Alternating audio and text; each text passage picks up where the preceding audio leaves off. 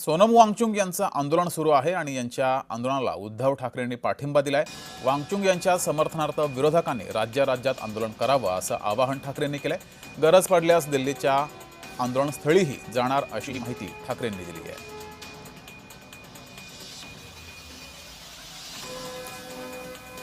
मी शिवसेनेतर्फे सोनम वांगचुक आणि या मुलांच्या आंदोलनाला पूर्ण पाठिंबा जाहीर करत आहे आणि ज्या वेळेला शक्य असेल, जिथे आम्ही उतरण्याची गरज असेल तिथे महाराष्ट्रभर आम्ही तर उतरूच।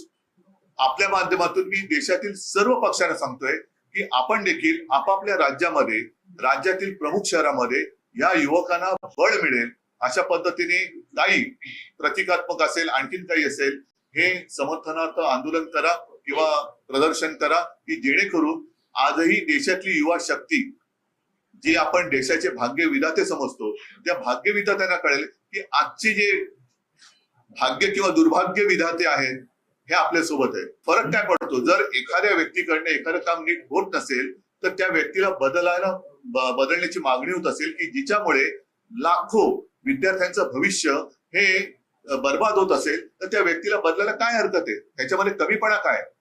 धर्मेंद्र प्रधानांचा राजीनामा घेऊन तिकडे जर काय सक्षम व्यक्तीची नेमणूक केली गेली तर याच्यात कमीपणा मानण्याचं कारण काय? मी सुद्धा जाईल, राहुल गांधींनी गेलं पाहिजे।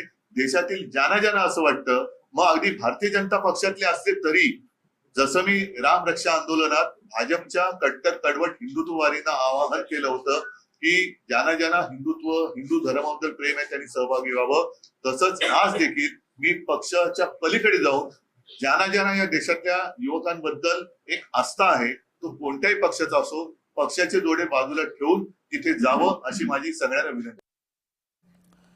बातमी आखाती युद्धासंदर्भात, होर्मुझ पुन्हा बंद